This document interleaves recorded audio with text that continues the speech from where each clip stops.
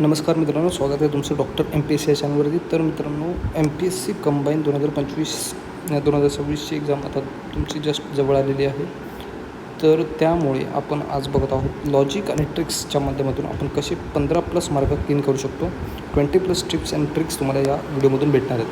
आणि तुम्ही जर आतापर्यंत माझ्या राज्यसेवेचे किती मार्क आले 2026मध्ये तो जर व्हिडिओ बघितला असेल बघून घ्या. त्यात मी कसं 15+ मार्क फक्त ट्रिक्सच्या जोरावरती काढलेला आहे, तो बघून घ्या आणि त्यात तुम्हाला कळून जाईल.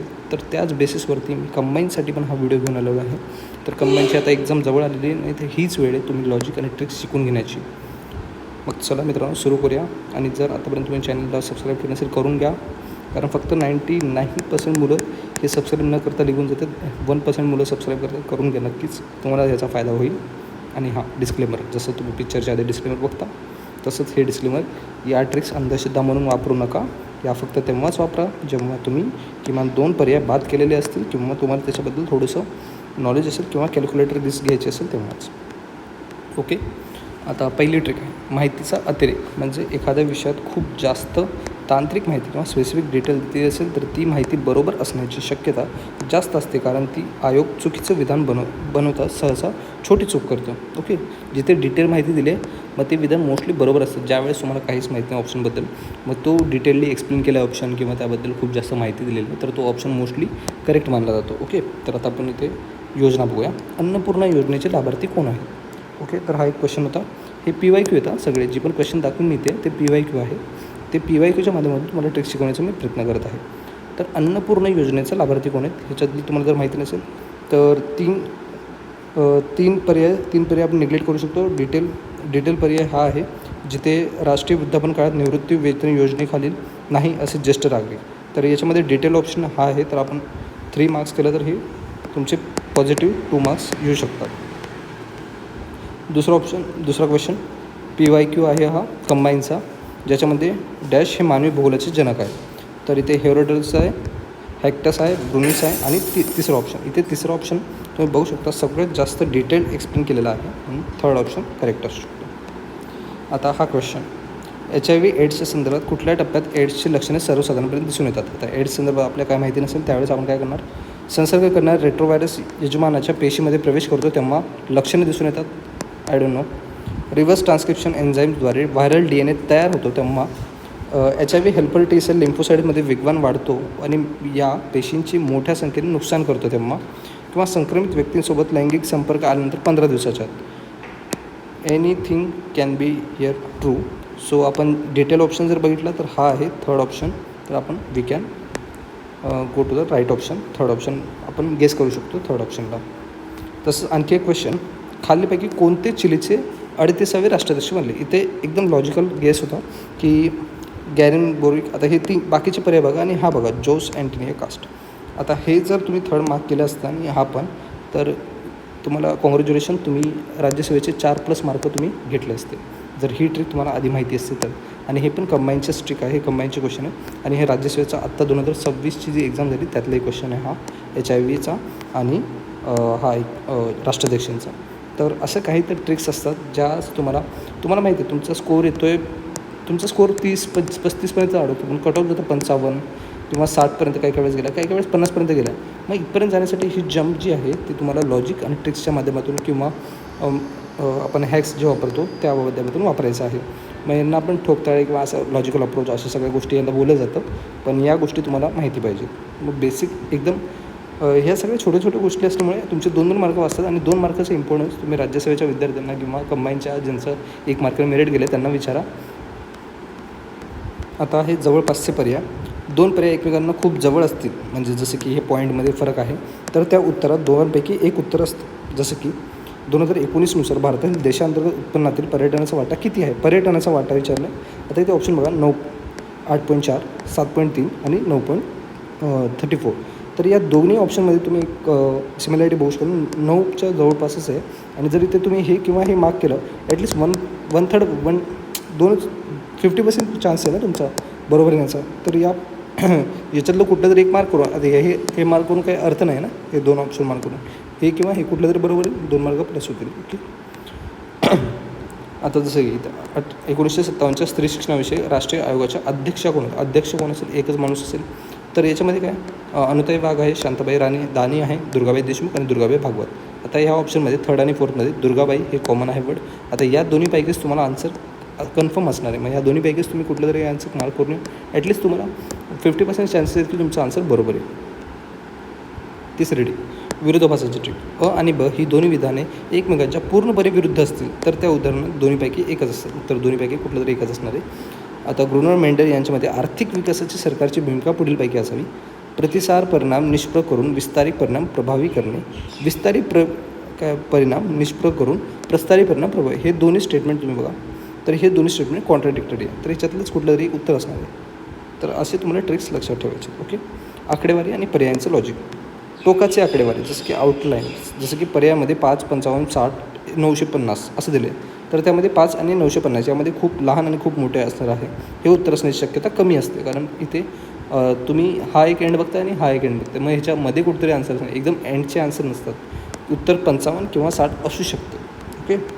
असेच त्याचे एक्झाम्पल आहेत. पण खालीपैकी कोणी एलिफिस्टन फंडासाठी वैयक्तिकरित्या 25,000 रक्कम त्यावेळेस दिली होती. एलिफिस्टन, आता इथे खूप सारे लॉजिक होतात. एलिफिस्टन जे आहे ते मुंबईमध्ये आहे, जर तुम्हाला माहिती असेल तर. एलिफिस्टन मुंबईमध्ये. तर आपल्याला इथे माहिती आहे बाळशास्त्री जांभेकर असतील, रामकृष्ण भंडारकर किंवा वामक आबाजी मोडक असतील. हे तिन्ही पण पुण्याचे रिलेटेड किंवा पुण्याच्या बाहेर थोडं त्यांनी काम केलेलं आहे. पण मुंबईमध्ये काम करणे जगन्नाथ शंकर शेठ आहेत. ओके.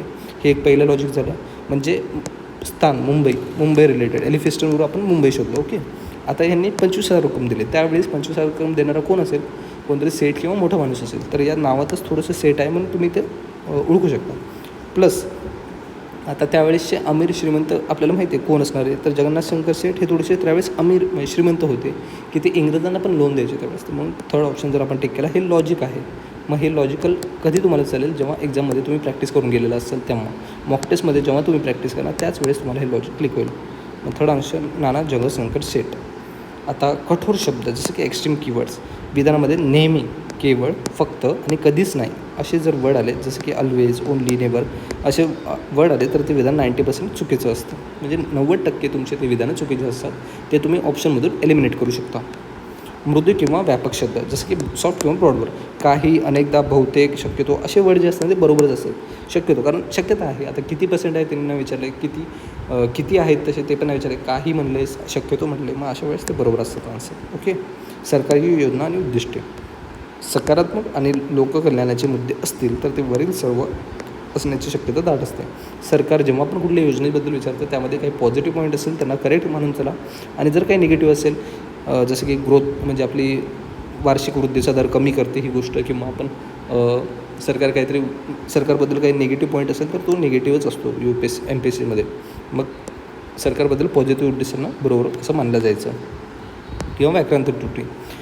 चुकीचे विधान बनवताना वाक्याची रचना विसंगत होते. जर वाक्यामध्ये अटपटीत असे वाटत असेल तर ते चुकीचं असतं. जसं की काही वेळेस काय म्हणतात, खालील कोणतं विधान बरोबर आहे. कोणतं विधान म्हणजे एकच विधान कुठलं तरी बरोबर असणार आहे. काही वेळेस बोलतात खालील कोणते विधानं बरोबर आहेत. तर कोणते म्हणजे प्लुरल आहे. प्लुरल म्हणजे 2-3 विधानं बरोबर असतील, एकच नसणार आहे ते. मग तशा वेळेस काही ऑप्शन एलिमिनेट होतात. आता प्रत्येकचं मी एक्झाम्पल आणलं नाही, पण ह्या ट्रिक्स तुम्ही लक्षात ठेवा, एक्झाममध्ये यूज करा. हे कधी यूज करायचं? जेव्हा नॉलेज लावून तुम्ही ह्या यूज करायचे आहेत. नॉलेज असेल तरच ह्या ट्रिक्स यूज होतील. वैज्ञानिक एकके म्हणजे युनिट्स. विज्ञानाच्या प्रश्नात जर एकके युनिट चुकवलेले असतील, जर उदाहरणार्थ मीटर ऐवजी सेंटीमीटर असेल तर ते विधान चुकीचं असतं. ओके. नॉनसेन्स पर्याय म्हणजे काय? काही वेळा आयोग असं काहीतरी पर्याय बनवतं की एखाद्याला हास्यास्पद पर्याय देता येतो. जसं की आपण बघितलं तर खालीपैकी कोणते वनस्पतीचं विभाजनामध्ये येत नाही. तर तिथे ऑप्शन दिलं असेल पेरिडोफायटा, जिम्नोस्पर्म, एन्जिओस्पर्म आणि ॲनिमेलिया. तर याच्यात ॲनिमेलिया टोटली डिफरंट होतं. मग ते सोपं आहे ना. काही वेळा आयोग फक्त हास्यास्पद आहे तो पर्याय, कारण ॲनिमेलिया तुम्हाला माहिती आहे ॲनिमल्स रिलेटेड आहे. मग तो पर्याय डायरेक्ट निग्लेक्ट होतो. मग अशा वेळेस तुम्ही पर्याय न वाचता डायरेक्ट स्किप करता क्वेश्चन, तर नका करू तसं. ॲटलिस्ट पर्याय तरी वाचा, मग तुम्ही क्वेश्चन स्किप करायचं नाही ते डिसाईड करा. तुलनात्मक आकडेवारी. वाढ झाली किंवा घट झालेली असेल अशा विधानांमध्ये आयोग सहसा अदलाबदल करतो. हे नीट तपासा. म्हणजे वाढ झालेली आहे, घट झालेली आहे अशा विधानांमध्ये आयोग कधी पण चेंज करतो. म्हणजे जसं की यावेळेस आपलं अन्नधान्याचा पुरवठा करण्याचं राज्य सरकारचं उद्दिष्ट किती आहे, यामध्ये वाढ झालेली आहे. पण वाढ झाली आहे की घट झाली आहे हे चुकीचं असू शकतं काही वेळेस. मग त्यावेळेस थोडंसं सेन्स आपला वापरायचं लॉजिक. ओके, मग आता आपण पुढे बघतोय. एक मिनटं.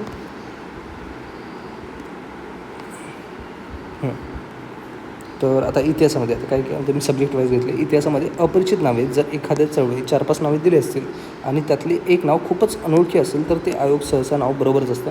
म्हणजे काही वेळेस मल्टिपल ऑप्शन दिलेले आहेत, बट त्यात एक ऑप्शन कुठेतरी एकदमच वेगळं आहे. ते मोस्टली सोर्सेस ना YCMचे वापरतात किंवा जे ग्रॅज्युएशनमध्ये आपण हिस्ट्रीचे वगैरे पुस्तक वाचतो त्यातले सोर्स वाचतात आणि ते मोस्टली वाचत नाही कोणी. म्हणजे आपण सोर्सेस ते रेफर नाही करत, आपण स्टँडर्ड बुक्सच रेफर करतो. मग त्यामुळे जेव्हा पण ते असे 4-5 नावापैकी एक कुठलं एकदमच वेगळं नाव असतं ते बरोबर मानून चला. ते सर्व वरीलपैकी सर्व असं करून चालेल, गृहीत धरायचं. कारण रिस्क घ्यावंच लागेल. तुम्ही जर ॲक्युरेट अटेम्प्ट करायचं म्हटलं ना तर नाही होणार. तुम्ही 100पैकी 100 अटेम्प्ट केलं, म्हणजे अग्रेसिव्हली अटेम्प्ट केलं, 95, 96 असे अटेम्प्ट केले तर तुमचं पुढे चान्सेस येतो की तुम्ही कटऑफच्या वर जाल. आता भूगोल.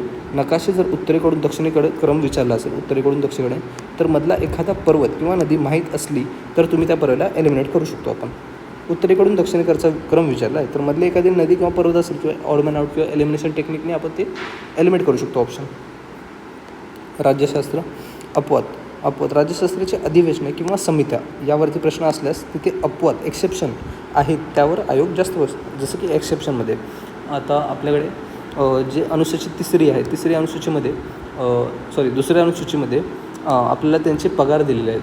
तर त्याच्यामध्ये कॅगचा पगार दिलेला आहे, बट अटॉर्नी जनरलचा पगार दिलेला नाही. ते अपवाद आहे. मग ते तिथे एक्सेप्शनमध्ये खूप जास्त विचारलं आहे पॉलिटीमध्ये. विज्ञानामध्ये इंग्रजी पर्याय मराठी विज्ञानाचे शब्द कठीण वाटल्यास इंग्रजीमध्ये शब्द वाचायचे आहेत आपल्याला. आणि अनेकदा इंग्रजी शब्दावरून लॉजिकने चटकन निघून जातं. इंग्रजी शब्दामध्ये कसं तुम्हाला डिकोड करायचे शब्द, जसं की फोटोसिंथेसिस सिंथेसिस म्हणजे काय, बनवणं. फोटो म्हणजे लाईट. तर अशा टाईपचं काही वेळेस तुम्हाला संधिविच्छेद करून तुम्हाला आन्सरपर्यंत पोचता येतं. अर्थशास्त्र. भारताचं GDP किंवा निर्यात सलग 5 वर्षे वाढली का असे प्रश्न असल्यास सलग कंटिन्युअसली शब्द तपासायचे आहे आणि सहसा त्यात चढउतार असतात. कंटिन्युअसली सलग असे शब्द असले ना अर्थशास्त्रामध्ये तर थोडंसं ध्यान ठेवायचं आपल्याला. आता आहे 16 अंतरात्मा. तुमचं फर्स्ट इन्स्टिंक्ट काय म्हटलं, पेपर वाचलं असलं ना जे उत्तर तुम्हाला क्लिक होते, म्हणजे कुठला ऑप्शन हा C ऑप्शन बरोबर वाटते तुम्हाला, तर ते ऑप्शनला मोस्टली बरोबरच असतं. कारण तुमचं इन्स्टिंक्टमध्ये काय असतं की तुमच्या सबकॉन्शियस माइंडमध्ये तुम्ही कधीतरी ते वाचलेलं आहे, मग ते तुमच्या क्लिक होतं. मग ते 70% बरोबर असण्याचे चान्सेस असतात. तर जास्त विचार केला आपण स्वतःला गोंधळात टाकतो आणि आन्सर चुकवतो. तुम्ही खूप वेळा हे बघितलेलं असेल, 90% वेळा हेच होतं. प्रश्नपत्रिकेतील हिंट. कधी प्रश्न क्रमांक 10वरचं उत्तर प्रश्न क्रमांक 85च्या विधानात असतं. मग त्यामुळे पूर्ण पेपर नजरेखालून एकदा घालून घ्यायचं. पहिल्या 5 मिनिटात तेच करायचं. क्वेश्चन सगळे नजरेखालून घालून घ्यायचे. जोड्या लावा, मॅच द कॉलम. अशा प्रश्नात फक्त एक जोडी लागली अचूक माहिती असेल तर 90% पूर्ण उत्तर भेटून जातं आपल्याला एका जोडीवर. ओके. राज्यसेवेत तुम्ही बघू शकता. ह्यावेळेस राज्यसेवेमध्ये इतिहासामध्ये तुम्हाला जर एक जोडी माहिती असेल ना तर तुम्ही 4 ते 5 क्वेश्चन काढू शकता. असे पण क्वेश्चन होते. पर्याय क आणि ब. जर तुम्हाला काहीच तर सांख्यिकीदृष्ट्या ब आणि क पर्याय हा A आणि D पेक्षा जास्त वेळा बरोबर आलेला आहे. पण हा एकदम शेवटचा लास्ट उपाय म्हणून हा 20 ट्रिक तुम्हाला सांगितलेली आहे मी. बाकी अशा ट्रिकमुळे तुमचे ॲटलिस्ट 15 मार्क जरी नक्की वाढतील. हे कधी वाढतील, जेव्हा तुम्हाला नॉलेज असेल आणि तुम्ही प्लस मॉक टेस्टमध्ये या गोष्टी प्रॅक्टिस केलेल्या असतील तर. आणि या सगळ्याची PDF किंवा तुम्हाला काही PYQs वगैरे पाहिजे असेल तर माझ्या टेलिग्राम चॅनलवरती नक्की असेल. टेलिग्राम चॅनलची लिंक डिस्क्रिप्शनमध्ये किंवा कमेंट बॉक्समध्ये आहे, तर तिथे जॉईन करू शकता तुम्ही. ओके. धन्यवाद. जय हिंद, जय महाराष्ट्र.